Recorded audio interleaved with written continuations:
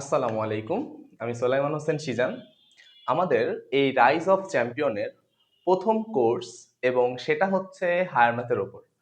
তো SSC 2026-এর short সিলেবাসের জন্য আমরা এই কোর্সটি লঞ্চ করেছিলাম। তো তোমাদের সাড়া পেয়েছি, অসংখ্য ধন্যবাদ।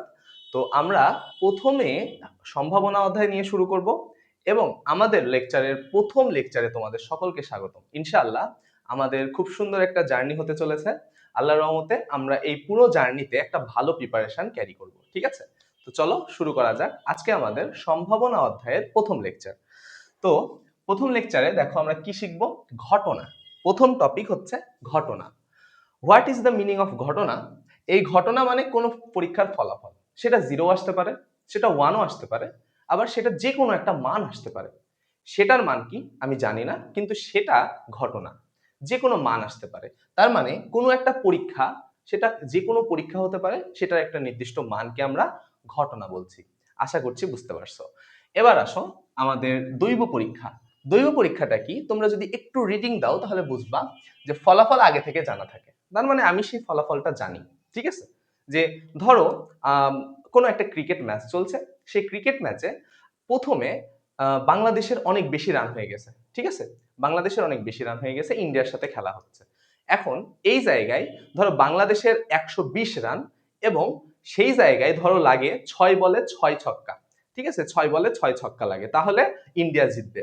কিন্তু আমি বুঝতেই পারছি যে 6 বলে 6 ছক্কা মারা সম্ভব না, তার মানে বাংলাদেশ জিতে যাবে। হ্যাঁ, বাংলাদেশ জিতে যাবে, ইন্ডিয়া হেরে যাবে, এরকম তুমি একটা ধারণা করছো। কিন্তু সেটা পরবর্তীতে যে চেঞ্জও হইতে পারে, ইন্ডিয়া 6 বলে 6 ছক্কা মারতেও পারে, ঠিক আছে? এই ধরনের ঘটনাটাকে আমি কি বলছি? এইটা হচ্ছে আমার দৈব পরীক্ষা। অর্থাৎ ফলাফল আগে থেকে জানা থাকে, কিন্তু একটি নির্দিষ্ট চেষ্টায় কি ফলাফল আসবে তা নিশ্চিতভাবে বলা যায় না। তার মানে ইন্ডিয়া যদি চেষ্টা করে তাহলে সে জিততেও পারে 6 বলে 6 ছক্কা মেরে, তখন কিন্তু চেঞ্জ হয়ে যাবে সবকিছু।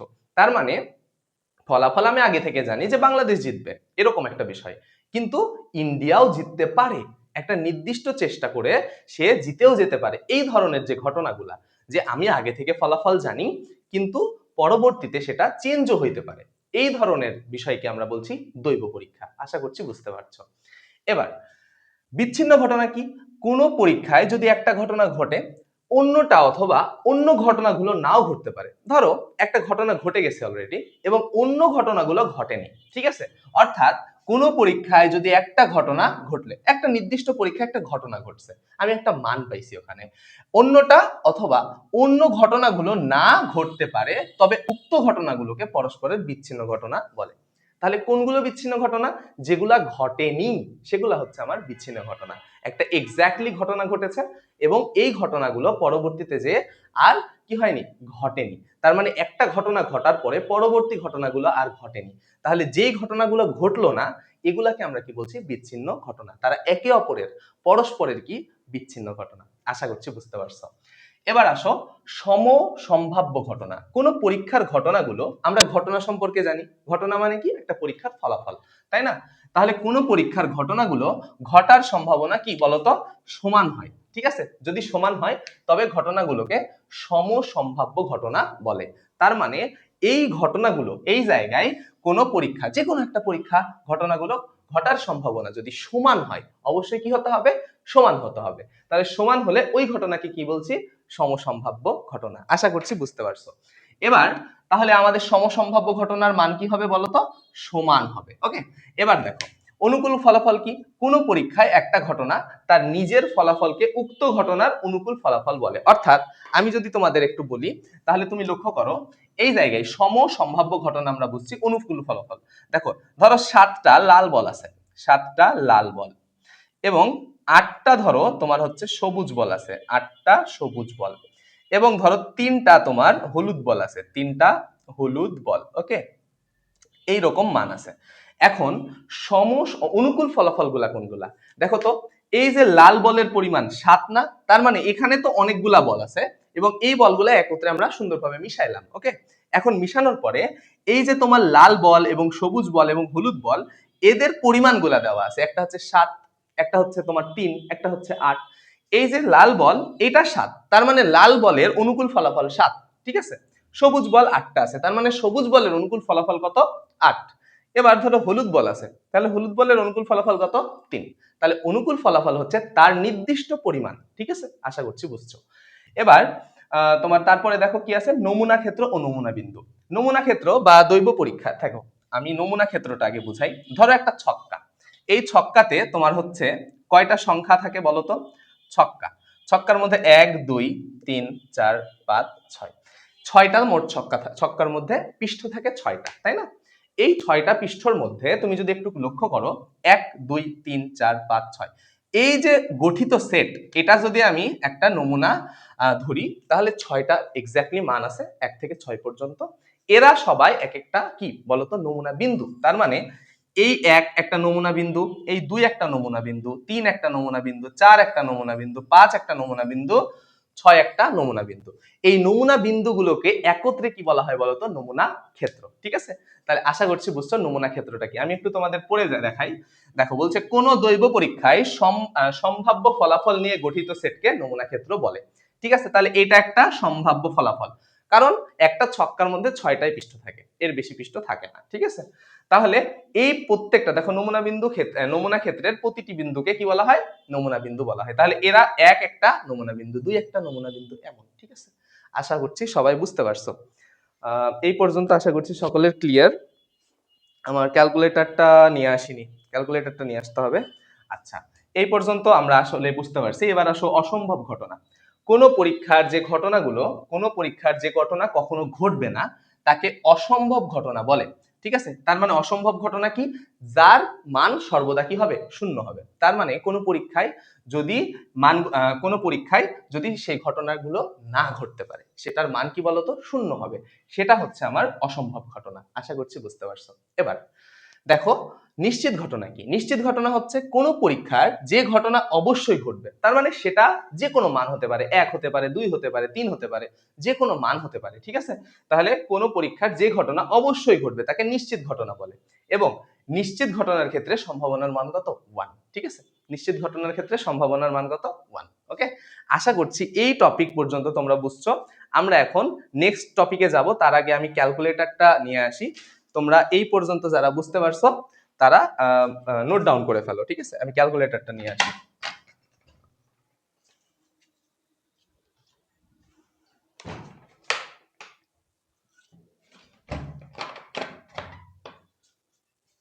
ওকে, ঠিক আছে, ক্যালকুলেটর নিয়ে চলে আসছি।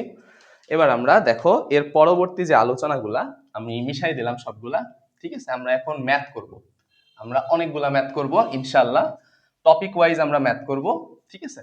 আমি এখনো সূত্রটা বুঝাইনি, আমি সূত্রটা আগে বুঝাবো, দেন তোমাদের ম্যাথ গুলা করাবো। ওকে, দেখো আমি সম্ভাবনার সূত্রটা এখন তোমাদের বুঝাই। সম্ভাবনা, হোয়াট ইজ দ্য সম্ভাবনা? সম্ভাবনা মানে হচ্ছে প্রবাবিলিটি, ঠিক আছে?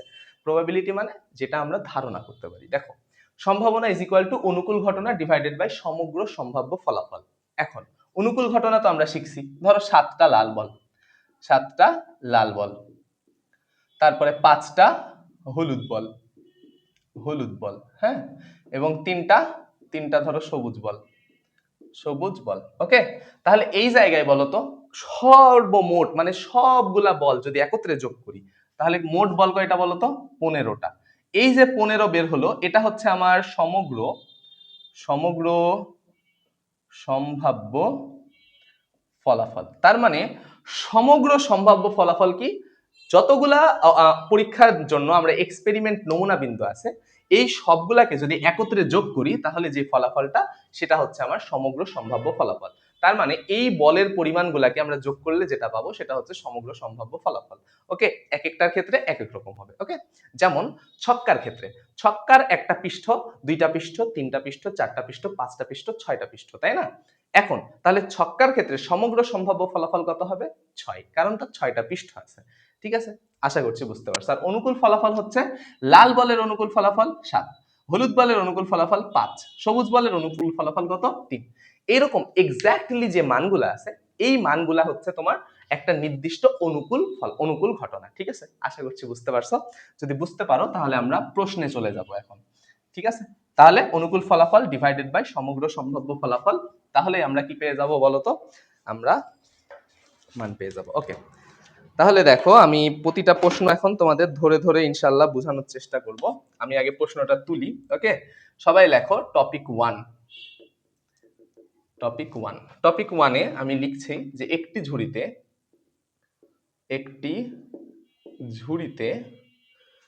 10টি কালো 10টি কালো, তারপরে 7টি লাল 7টি লাল এবং 5টি সাদা বল আছে। ঠিক আছে, 5টি সাদা বল আছে। বলটি লাল, কালো, তারপরে হচ্ছে সাদা হওয়ার সম্ভাবনা কত? এটা একটা প্রশ্ন। ঠিক আছে, আরো একটা প্রশ্ন আমি লিখছি, অন্য কালি দিয়ে লিখছি যেন তোমাদের তুলতে সহজ হয়। তারপরের প্রশ্ন হচ্ছে বলটি লাল, কালো, সাদা না হওয়ার সম্ভাবনা কত? ঠিক আছে, এই হচ্ছে আমার 2টা কোশ্চেন। এখন আমরা এই 2টা কোশ্চেনের অ্যান্সার করব। ঠিক আছে, আশা করছি তোমরা বুঝতে পারবা। ওকে, তাহলে দেখো বলছে একটি ঝুড়িতে 10টি কালো, 7টি লাল এবং 5টি সাদা বল আছে। বলটি লাল হওয়ার সম্ভাবনা একবার বের করব, কালো হওয়ার সম্ভাবনা একবার বের করব এবং সাদা হওয়ার সম্ভাবনা একবার বের করব। তাহলে দেখো তো এখানে যদি আমি হিসাব করি যে মোট বল, আমি অ্যান্সার করছি। দেখো মোট বল, তাহলে মোট বলের পরিমাণ কত বলো তো? 10 যোগ 7 যোগ 5, তাহলে কত হলো বলো তো? 22, তাই না? 22টি বল। তাহলে এই যে মোট বলের পরিমাণ বের হলো, এটা হচ্ছে আমার সমগ্র সম্ভাব্য ফলাফল। ঠিক আছে, তাহলে মোট বলের পরিমাণটা কি? আমার সমগ্র সম্ভাব্য ফলাফল। আশা করছি বুঝতে পারছো। ওকে, এবার দেখো আমাকে যদি বলে লাল বল, তাহলে আমি 1 নাম্বারটা বের করছি কি? লাল বল হওয়ার সম্ভাবনা। ঠিক আছে, তাহলে লিখো লাল বলের অনুকূল ফলাফল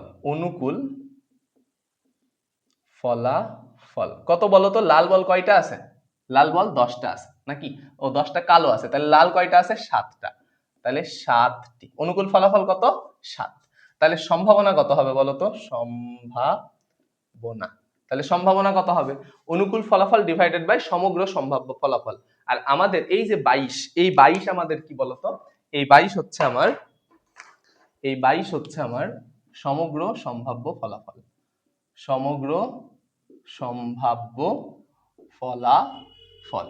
ঠিক আছে, এই 22 কি? সমগ্র সম্ভাব্য ফলাফল। তাহলে তুমি করো, অ্যান্সার করো। তাহলে অনুকূল ফলাফল 7 আর হচ্ছে 22 কি বলতো? সমগ্র সম্ভাব্য ফলাফল। এটাই হচ্ছে আমার অ্যান্সার। ঠিক আছে, এটাই অ্যান্সার। ওকে, এবার নেক্সট 2 নাম্বার বলছে কালো হওয়ার সম্ভাবনা। তাহলে কালো হওয়ার সম্ভাবনা কি হবে বলতো? কালো বলের অনুকূল ঘটনা, কালো বলের অনুকূল ফলাফল। তাহলে অনুকূল ফলাফল কালোর কত বলতো? এই যে 10, তাই না? তাহলে 10টি। এবার সম্ভাবনা কি হবে? সম্ভাবনা কি হবে বলতো? তোমার হচ্ছে 10 ডিভাইডেড বাই কত? 22। কারণ কি বলতো? এই 10 হচ্ছে তোমার অনুকূল ফলাফল আর 22 কি? সমগ্র সম্ভাব্য ফলাফল। এটা সবার ক্ষেত্রেই সেম। ঠিক আছে, তাহলে এটা যদি একটু অর্ধেক করো তাহলে কত হয় বলতো? 5 দুগুণে 10 এবং তোমার 11 দুগুণে 22। তাহলে এটা তুমি কাটাকাটি করে এটা অ্যান্সার করতে পারো। ওকে, আচ্ছা, এবার 3 নাম্বারটা কি বলছে বলতো? 3 নাম্বার বলছে যে সাদা হওয়ার সম্ভাবনা। তাহলে লিখো সাদা হওয়ার অনুকূল ঘটনা। সাদা হওয়ার অনুকূল ঘটনা কত বলতো? সাদা হওয়ার ঘটনা বা ফলাফল যাই লেখো, আচ্ছা ফলাফল দাও। ফলাফল সমান সমান সাদা হওয়ার কত বলতো? 5। এই যে 5, সাদা 5টা, তাহলে 5টি। তাহলে সম্ভাবনা কত? সম্ভাবনা ইজ ইকুয়াল টু 5টা হচ্ছে অনুকূল ঘটনা, বাংলিশ হয়ে গেছে, বাংলিশ 5 ডিভাইডেড বাই কত বলতো? 22। এটাই হচ্ছে আমার অ্যান্সার। তাহলে এগুলা আমার কি গেল বলতো? এগুলা গেল হচ্ছে তোমার সম্ভাবনা। ঠিক আছে, এবার এগুলা হওয়ার সম্ভাবনা গেল। এখন যদি আমার প্রশ্নে বলে যে বলটি লাল না হওয়ার সম্ভাবনা, সাদা না হওয়ার সম্ভাবনা, এগুলা যদি বলে তাহলে কি করবা সেগুলো এখন দেখো। তাহলে আমরা 4 নাম্বার দিই। 4 নাম্বার হচ্ছে প্রথমে লাল না হওয়ার সম্ভাবনা। দেখো না হওয়ার সম্ভাবনা হচ্ছে, আমি তোমাদের শিখাই দিই, আমি এখানে লিখে দিই না হওয়ার সম্ভাবনা।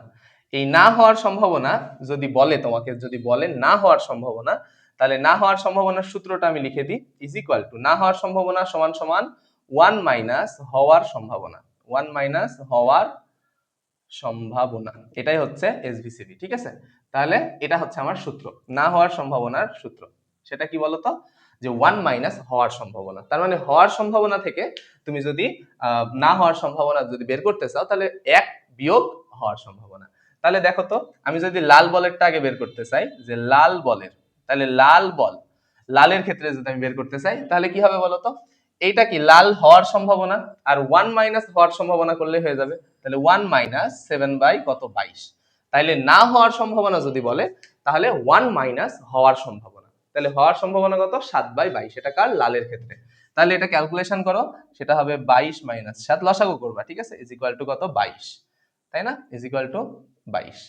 তাহলে অ্যান্সার করো কত হয় বলো তো, আমাদের ক্যালকুলেটর আবার কই গেল, তাহলে 22 মাইনাস 7, 22 মাইনাস 7 15, তাহলে 15 বাই কত 22। ঠিক আছে, আমি তোমার অনেক ক্লাস রেকর্ড করছি তোমরা তো জানো, কিন্তু আজকে কেন জানি নিজেকে একটু নার্ভাস লাগছে, প্রথম কোর্সের প্রথম ক্লাস তো, আস্তে আস্তে ইউজ টু হয়ে যাবে, প্যারা নাই। তাহলে লাল রেডটা বের করলাম, এবার হচ্ছে কালোরটা বের করো, এবার কালোরটা বের করবা। তাহলে কালোর হওয়ার সম্ভাবনা কত, কালোর হওয়ার সম্ভাবনা 5/11, তাহলে 1 মাইনাস 5/11, তাহলে কালোরটা বের হয়ে যাবে। তাহলে 11 মাইনাস 5, তাহলে কত হয় বলো তো 11, তাহলে কত হবে বলো 6/11, এটাই হচ্ছে না হওয়ার সম্ভাবনা। এবার যদি সাদারটা বের করতে বলে, সাদা, আমি প্রথম ম্যাথ তাই সব করে দিলাম, বাকিগুলা কিন্তু করে দিব না, তোমরা করবা। 1 মাইনাস সাদা হওয়ার সম্ভাবনা কত 5/22, তাহলে 5/22, তাহলে এখানে কত হবে 22 মাইনাস 5 ডিভাইডেড বাই কত 22, তাহলে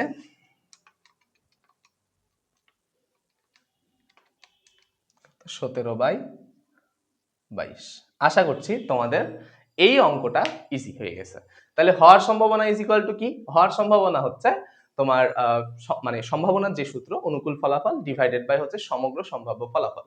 আর যদি তোমাকে বলে যে না হওয়ার সম্ভাবনাটা কি, তাহলে তুমি কিভাবে বের করবা, তুমি জাস্ট 1 মাইনাস হওয়ার সম্ভাবনা করে দিবা, তাহলেই শেষ। এই হচ্ছে আমার সূত্র।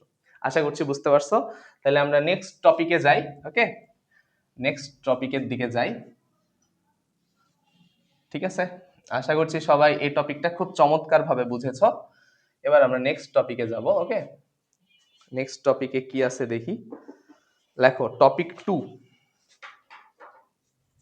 টপিক 2 লেখো। টপিক 2 এর নাম হচ্ছে প্রতিস্থাপন না করে। এখান থেকে একটা প্রশ্ন আসবেই, ঠিক আছে, প্রতিস্থাপন না করে, এই কথাটা প্রশ্নের মধ্যে উল্লেখ থাকবে। ঠিক আছে, প্রতিস্থাপন না করে। লেখো, প্রশ্ন লেখো যে একটি ঝুড়িতে 10টি কালো, 7টি লাল, 5টি সাদা, আগের প্রশ্নই তো, সাদা বল আছে, ঠিক আছে, আছে, প্রতিস্থাপন না করে,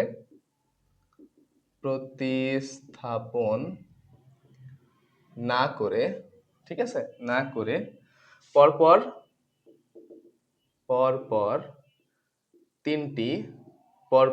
তিনটি বল তুলে নেওয়া হলো।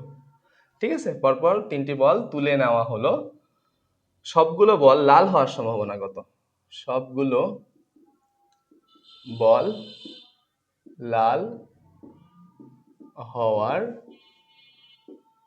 সম্ভাবনা কত। ঠিক আছে, এই হচ্ছে আমার প্রশ্ন। একটু প্রশ্নের দিকে লক্ষ্য করো যে আমাদের কি বলছে। দেখো, প্রশ্ন বলছে যে একটি ঝুড়িতে 10টি কালো, 7টি লাল ও 5টি সাদা বল আছে, প্রতিস্থাপন না করে পরপর 3টি বল তুলে নেওয়া হলো, সবগুলো বল লাল হওয়ার সম্ভাবনা কত। এই টাইপের একটা প্রশ্ন দিয়ে দিবে। তো দেখো তো কখন বুঝবা এটা এফ দিছে, দেখো প্রতিস্থাপন না করে, এই কথাটা উল্লেখ আছে, প্রতিস্থাপন না করে। এখন যদি প্রতিস্থাপন না করে এই টাইপের প্রশ্ন দেয়, যেইটার বের করতে বলবে, দেখো তো কার কথা বের করতে বলছে, বলছে সবগুলো লাল হওয়ার, এই যে লাল লাল, ঠিক আছে, লাল হওয়ার সম্ভাবনা। তার মানে তুমি লাল হওয়ার সম্ভাবনাটা আগে বের করবা, দিয়ে ওইখান থেকে কয়টা বল তুলতে বলছে এইদিকে তাকাও, তিনটা বল তুলতে বলছে। কয়টা বল? তিনটা বল তুলতে বলছে। হ্যাঁ, তাহলে তিনটা বল মানে তিনবার ওই যে সম্ভাবনা ওখান থেকে এক এক করে কমাবা, ঠিক আছে, এক এক করে কমাবা। তাহলে প্রথমবার যখন তুলবা তাহলে একটা বল কমে গেল, তাহলে সমগ্র থেকে একটা করে কমে গেল, এবং অনুকূল থেকেও একটা বল কমে গেল লালের, তাই না? তাহলে উপর থেকে লব থেকে তুমি একটা করে কমাবা, গুণ দিবা, আবার হর থেকে একটা করে কমাবা, গুণ দিবা, আবার সেম জিনিস যতটা পরিমাণ আছে এবার সেখান থেকে আবার এক কমাবা, গুণ দিবা, আবার হর থেকে এক কমাবা, গুণ দিবা। চলো আমরা অঙ্কটা করি। তাহলে দেখো যদি আমি বলি যে লাল হওয়ার সম্ভাবনা, আমরা অ্যান্সার করছি, যদি বলি লাল হওয়ার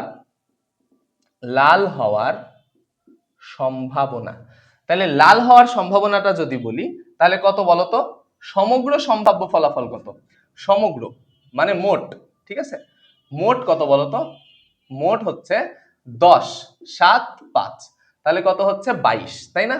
22, 22 না, হ্যাঁ 22, তাহলে 22। তাহলে লাল হওয়ার সম্ভাবনা কত, লাল কয়টা আছে দেখো তো, লাল আছে 7টা, 7টা লাল আছে, তাহলে 7 বাই কত, 22। এই তো নাকি? এবার তোমাকে বলছে আসল কথা, যে প্রতিস্থাপন না করে পরপর তিনটি বল তুলে নেওয়া হয়েছে, তিনটি বল, তার মানে এই অবস্থাটা একবার থাকবে, এবার 7 থেকে 1 কমবে, 22 থেকে 1 কমবে, গুণ, আবার তোমার হচ্ছে ওই যে অবস্থা থাকবে ওখান থেকে আবার 1 কম, ওখান থেকে হর থেকে আবার 1 কম, এভাবে আমি দেখাই। তাহলে তিনবার বলছে না, তাহলে তিনবার বললে আমি লিখি যে লাল হওয়ার সম্ভাবনা, তাহলে প্রতিস্থাপন না করে পরপর পরপর তিনটি বল তুললে, তিনটি বল তুলে নিলে সবগুলো দেখো সবগুলো লাল হওয়ার সম্ভাবনা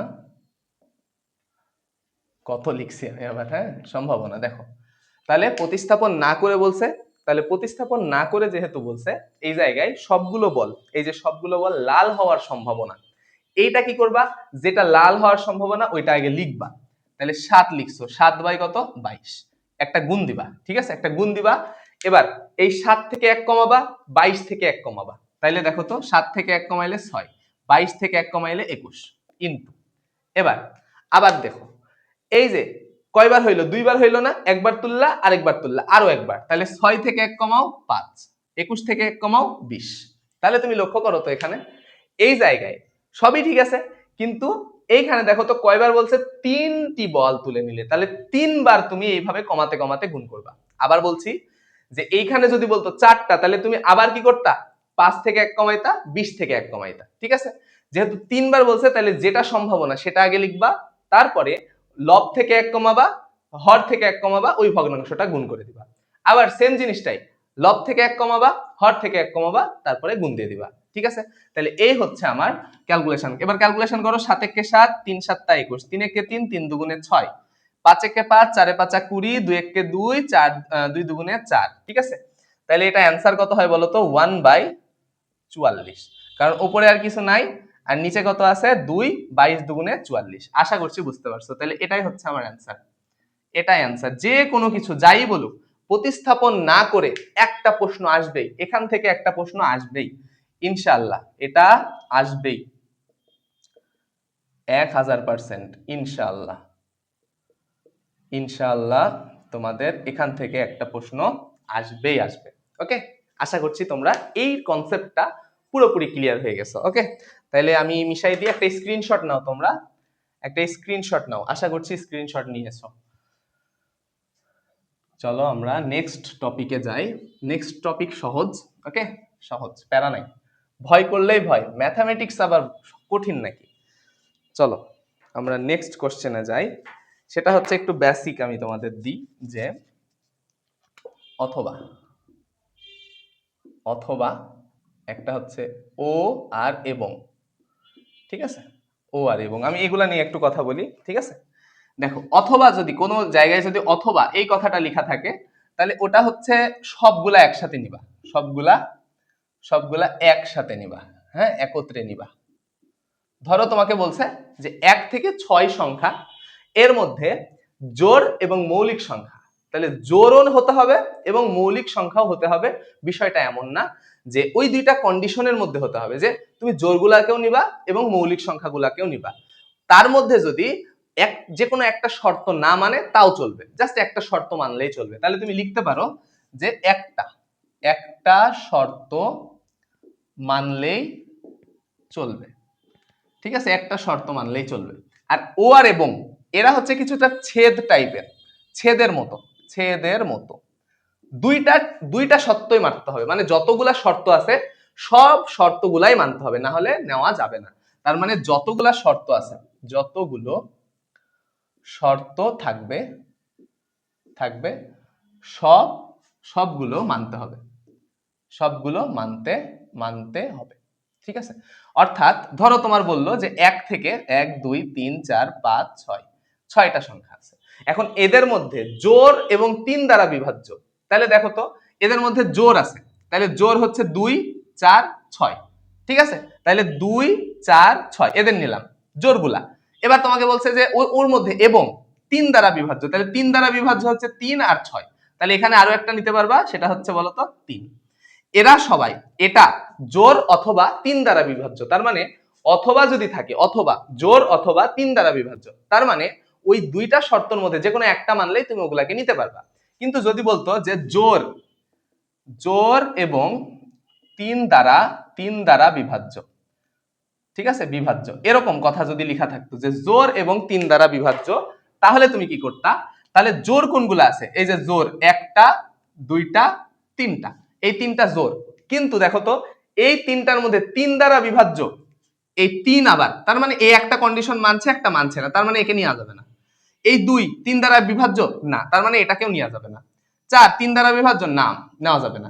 এই 6 হচ্ছে 3 দ্বারা বিভাজ্য আবার জোড়ও, তার মানে এটাকে নেওয়া যাবে। এইটা হচ্ছে এবং ও, এই হচ্ছে কন্ডিশন। আর অথবা মানে একটা শর্ত মানলেই হয়ে যাবে, ঠিক আছে, একটা শর্ত মানলেই হয়ে যাবে। আশা করছি বুঝছো। তাহলে আমরা এবার ম্যাথে চলে যাব, আমাদের বেসিক কমপ্লিট।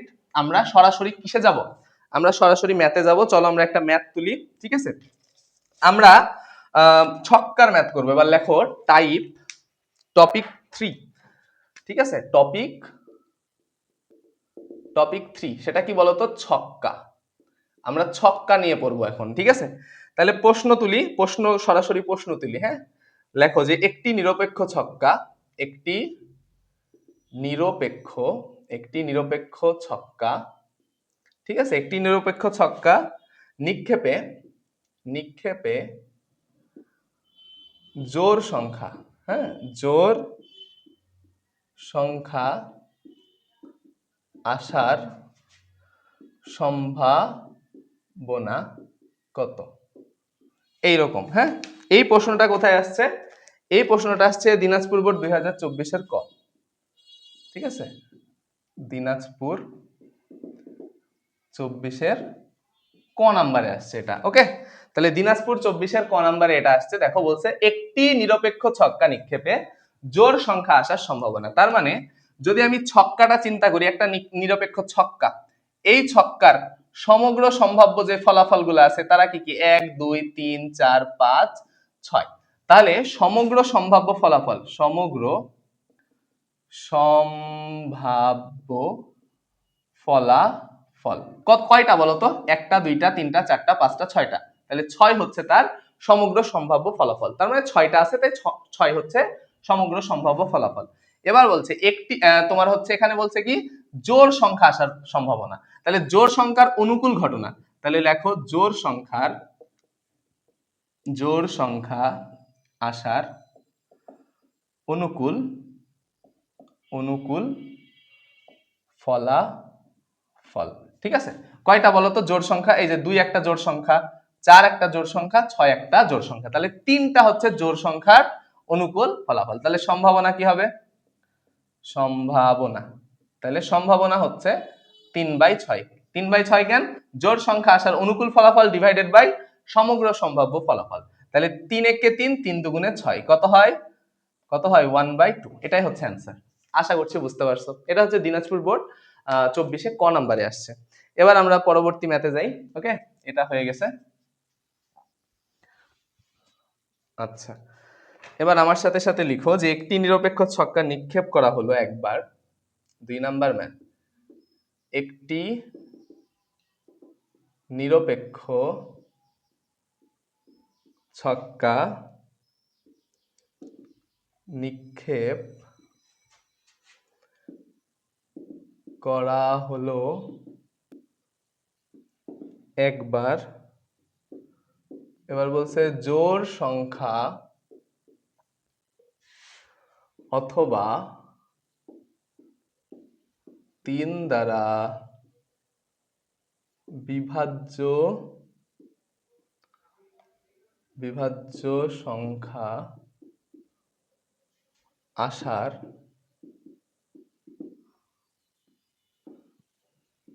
সম্ভাবনা নির্ণয় করো। ঠিক আছে, এটা কত সালে আসছে জানো? এটা চট্টগ্রাম বোর্ড 24-এ আসছে। এটা হচ্ছে চট্টগ্রাম 24-এর ক নাম্বার। ঠিক আছে, এটা চট্টগ্রাম বোর্ড 24-এর ক নাম্বারে আসছে। তো দেখো, বলছে একটি নিরপেক্ষ ছক্কা নিক্ষেপ করা হলে একবার একটা ছক্কা জাস্ট এভাবে নিক্ষেপ করা হয়েছে। তাহলে ওই ছক্কার মধ্যে তুমি আমাকে বলো তো, ওই ছক্কার মধ্যে কি কি থাকবে? 1, 2, 3, 4, 5, 6। তাহলে মোট মোট কি হবে বলো তো? মোট ফলাফল কত বলো তো? 6। কারণ 6টা বিন্দু আছে তাই 6। ঠিক আছে, মোট ফলাফল 6টা। এখন বলছে যে জোড় সংখ্যা। তাহলে জোড় সংখ্যা কে কে আছে? এই যে 2 জোড় সংখ্যা, 4 জোড় সংখ্যা এবং 6 জোড় সংখ্যা। তাহলে আমি এদের নিতে পারবো। তাহলে 3টা হইলো। এবার বলছে 3 দ্বারা বিভাজ্য সংখ্যা আসার সম্ভাবনা। অথবা বলেছে না? এই যে অথবা। তাহলে অথবা বললে আমরা এটাকেও নিব, সাথে ওইটাকেও নিব। ঠিক আছে, তাহলে এবার দেখো তো, এবার বলছে 3 দ্বারা বিভাজ্য সংখ্যা আসার সম্ভাবনা। তাহলে 3 দ্বারা বিভাজ্যকে, এই যে 3 একে 3, 3 হচ্ছে 3 দ্বারা বিভাজ্য। আমি 2 নাম্বার ক্লুতে 2টা দাগ দিলাম। আর এই যে 6 হচ্ছে তোমার 3 দ্বারা বিভাজ্য হওয়ার সম্ভাবনা। তাহলে এই জায়গায় দেখো তো, এই কন্ডিশনে মোট বিন্দু কয়টা? 4টা।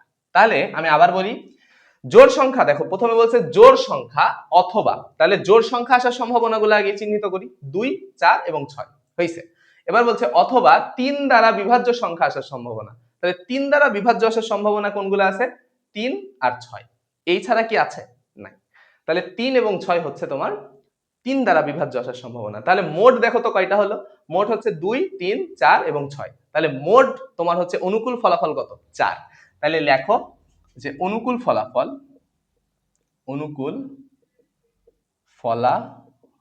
সমান সমান কত বলতো? 4। তাহলে সম্ভাবনা কি হবে বলতো?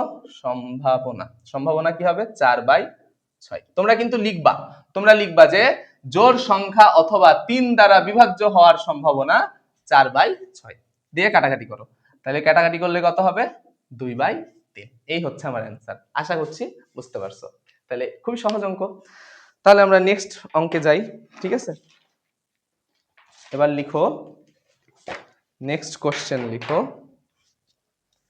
2 নাম্বার শেষ, এবার 3 নাম্বার দেখো। এই অধ্যায়ে অনেক ম্যাথ, বুঝছো?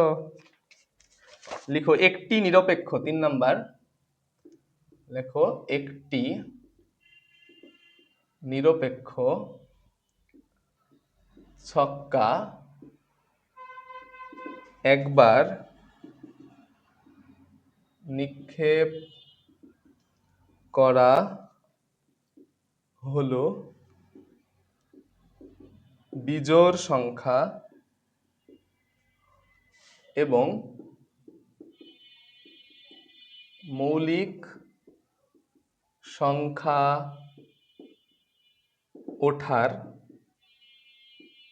সম্ভাবনা নির্ণয় করো।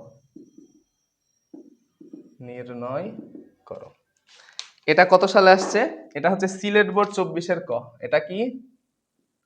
সিলেট 24-এর কয় আসছে। ওকে, তাহলে এটা আমরা সলভ করি। দেখো, বলছে একটি নিরপেক্ষ ছক্কা একবার নিক্ষেপ করা হলো বিজোড় সংখ্যা এবং মৌলিক সংখ্যা ওঠার সম্ভাবনা নির্ণয় করো। তাহলে আমার যে ছক্কা, হ্যাঁ, একটা ছক্কার অনুকূল ফলাফল, মোট ফলাফল কত বলতো? 1 2 3 4 5 6, তাহলে 6টা। তাহলে মোট ফলাফল, মোট ফলাফল কয়টা হবে? 6টা, তাই না? এবার বলছে বিজোড় সংখ্যা, এদের মধ্যে বিজোড় কে কে আছে বলতো? বিজোড় এই দেখো 1 3 এবং তোমার 5, 1 3 এবং 5 হচ্ছে বিজোড় সংখ্যা, তাই না? এবার বলছে মৌলিক সংখ্যা ওঠার সম্ভাবনা নির্ণয় করো। এবং এই যে এবং কথাটা আছে না, এবং কথাটা আছে, তাহলে এদের মধ্যে মৌলিক কে কে আমাকে বলো তো? মৌলিক, এই যে মৌলিক হচ্ছে 2 3 5, এই তিনটা হচ্ছে মৌলিক। তাহলে দেখো তো দুইটা দাগি কার কার কাছে আছে? দুইটা দাগি কার কার কাছে আছে? এই যে 3 এর কাছে আছে এবং 5 এর কাছে আছে। তার মানে 3 এবং 5 বিজোড় সংখ্যা, সাথে হচ্ছে মৌলিক সংখ্যাও। তার মানে 3 বিজোড় সংখ্যার ক্ষেত্রেও যায় এবং মৌলিক সংখ্যার ক্ষেত্রেও যায়, কিন্তু 2 শুধু মৌলিক সংখ্যার ক্ষেত্রে যায়, 1 শুধু বিজোড় সংখ্যার ক্ষেত্রে যায়। তাই জন্য ওই দুইজনকে নেওয়া যাবে না। 3 এবং 5 বিজোড় সংখ্যা প্লাস মৌলিক সংখ্যা উভয়। এই জন্য, কারণ কি এবং বলছে, এবং মানে ছেদ টাইপের জিনিস, ঠিক আছে? এবং মানে ছেদ টাইপের জিনিস, মানে যেগুলা কন্ডিশনে মিলবে সেগুলাকেই নিবে, তাছাড়া নিবে না। উভয় কন্ডিশনকেই মানতে হবে। এই জায়গায় বিজোড় সংখ্যা একটা কন্ডিশন, মৌলিক সংখ্যা ওঠার সম্ভাবনা এটা একটা কন্ডিশন। দুই কন্ডিশনই মানে কে বলতো? 3 এবং 5। তাহলে এই জায়গায় বলতো আমাকে অনুকূল ফলাফল কত হবে? অনুকূল ফলাফল, অনুকূল অনুকূল ফলাফল কত হবে বলতো? 2। তাহলে সম্ভাবনা কত হবে? সম্ভাবনা সমান সমান 2/কত? 6। তাহলে কত হয়? 1/3। এটা হচ্ছে আমার অ্যান্সার। আশা করছি বুঝতে পারছো। তাহলে এই ছিল হচ্ছে আমাদের 3 নাম্বার প্রশ্ন। এবার আমরা 4 নাম্বার প্রশ্নটা সলভ করব। ওকে, 4 নাম্বার প্রশ্নটা তুলো সবাই। 4 নাম্বার প্রশ্নটা তুলো। 4 নাম্বার প্রশ্ন বলছে একটি নিরপেক্ষ ছক্কা, একটি নিরপেক্ষ ছক্কা একবার নিক্ষেপ করা হলে মৌলিক সংখ্যা আসার সম্ভাবনা কত? মৌলিক সংখ্যা আসার সম্ভাবনা কত? ঠিক আছে, মৌলিক সংখ্যা আসার সম্ভাবনা কত? এটা কত সালে আসছে? এটা কুমিল্লা বোর্ড 23-এর ক। কুমিল্লা বোর্ড 23-এর ক। ঠিক আছে, তাহলে চলো আমরা এটা সলভ করি। তাহলে একটা ছক্কা নিক্ষেপ করলে একটা ছক্কার মধ্যে কি কি আছে? 1 2 3 4 5 6, তাই না? এই 6টা জিনিস আছে, তাই না? এখন এই জায়গায় তোমাকে যদি বলে যে মৌলিক সংখ্যা আসার সম্ভাবনা কত, তাহলে মৌলিক সংখ্যা কে কে আছে? 1, এটা কি মৌলিক সংখ্যা? কখনোই না। এটা কি মৌলিক সংখ্যা হতে পারে? না। তাহলে 2 2 হচ্ছে মৌলিক সংখ্যা, 3 মৌলিক সংখ্যা, 5 মৌলিক সংখ্যা, তাই না? তাহলে মৌলিক সংখ্যার অনুকূল ফলাফল কত? অনুকূল ফলাফল কত বলতো? 3। আর সমগ্র সম্ভাব্য ফলাফল, সমগ্র সম্ভাব্য ফলাফল সমান সমান দেখো তো কয়টা? 6টা না? মোট 6। তাহলে সম্ভাবনা কি হবে? সম্ভাবনা 3/6 = 1/2। এটাই হচ্ছে অ্যান্সার। আশা করছি বুঝতে পারছো। এগুলো ছোট ছোট প্রশ্ন, তুমি ইজিলি পারবা। লাস্ট প্রশ্ন দেখো, ছোট ছোট প্রশ্নের মধ্যে লাস্ট প্রশ্ন আমাদের। ওকে, লাস্ট প্রশ্ন লিখেছে 5 নাম্বার যে ছক্কা নিক্ষেপে মৌলিক ও জোড় সংখ্যা আসার সম্ভাবনা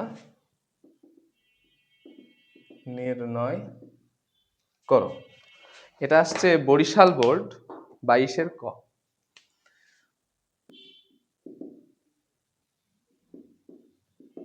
বরিশাল বোর্ড 22-এর ক।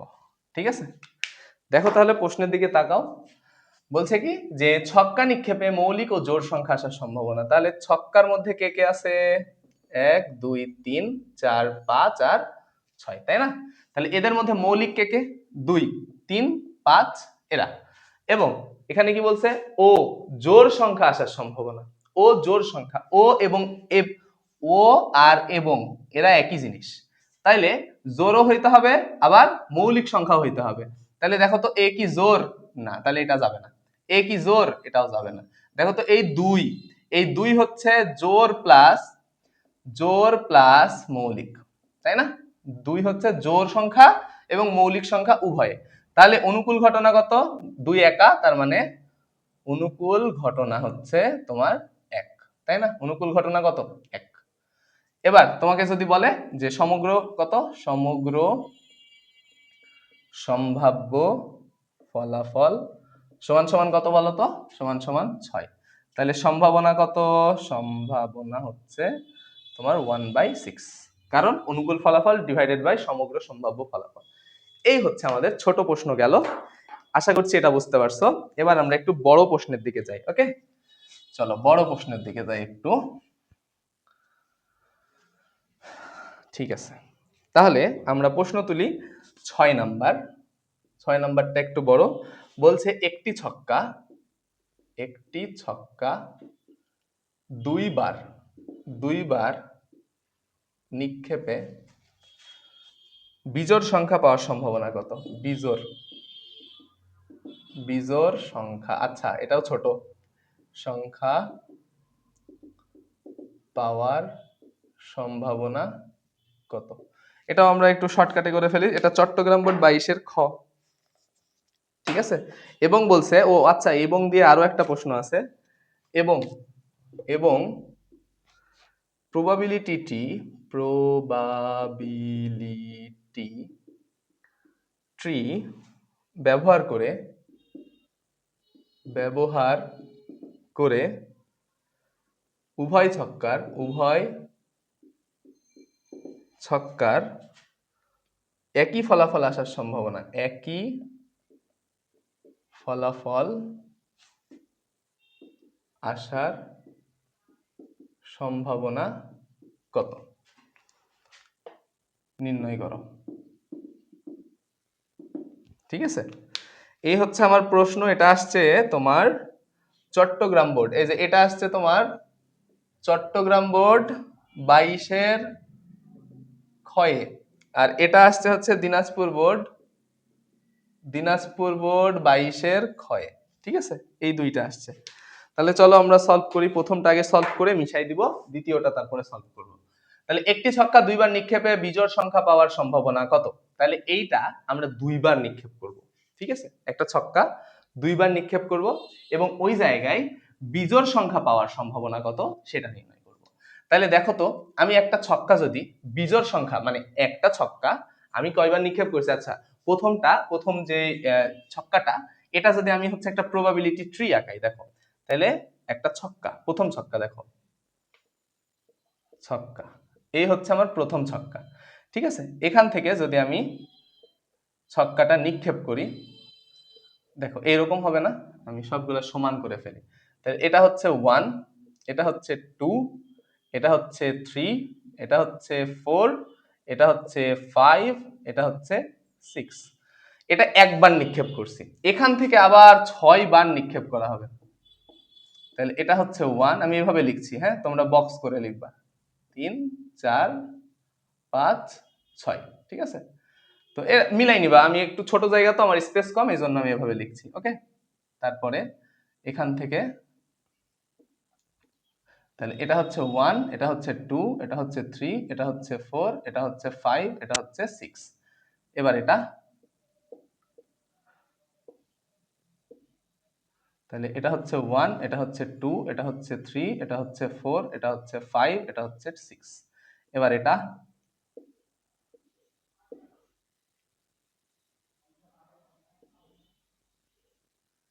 এটা হচ্ছে 1, এটা হচ্ছে 2, এটা হচ্ছে 3, এটা হচ্ছে 4, এটা হচ্ছে 5, আর এটা হচ্ছে 6।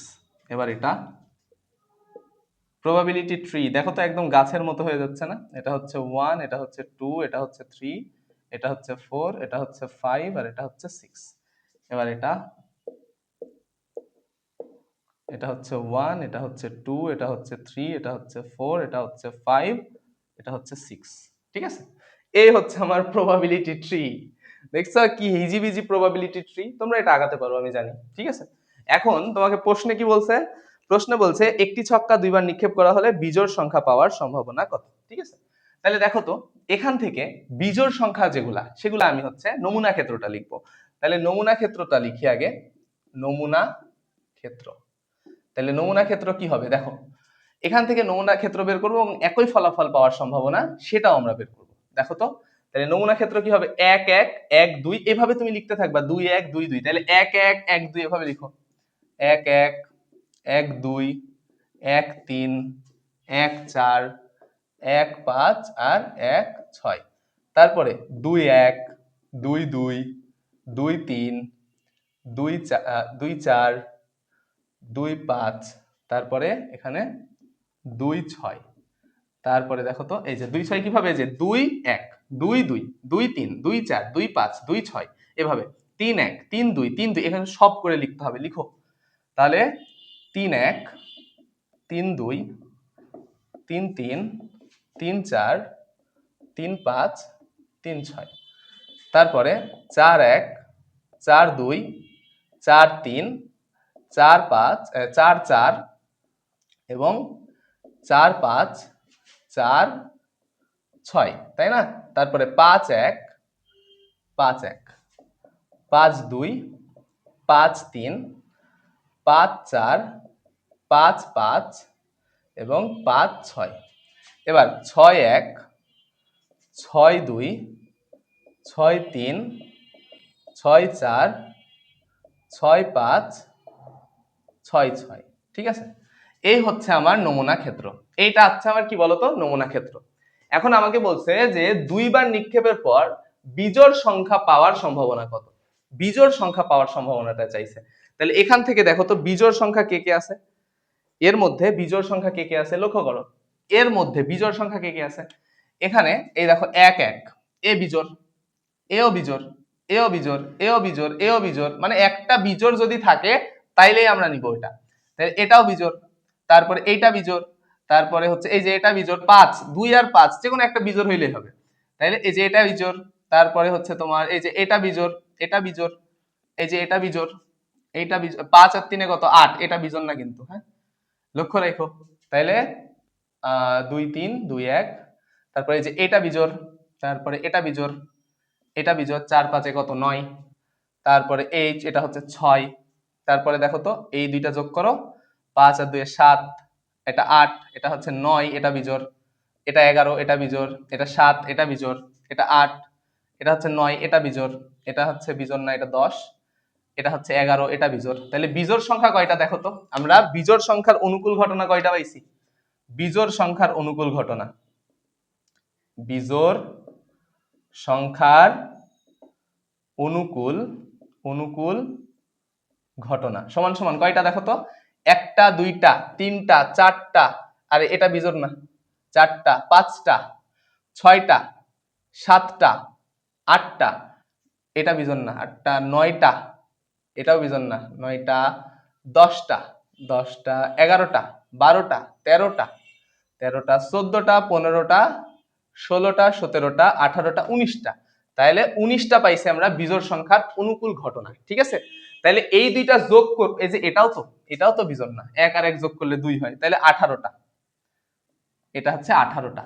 তার মানে এটা আর এটা যোগ করলে যেটা হচ্ছে তোমার বিজোড় আসবে সেটা হচ্ছে আমার বিজোড় পাওয়ার সম্ভাবনা। তার মানে দুইটা যোগ করার পরে যেটা আসবে সেটা হচ্ছে বিজোড়।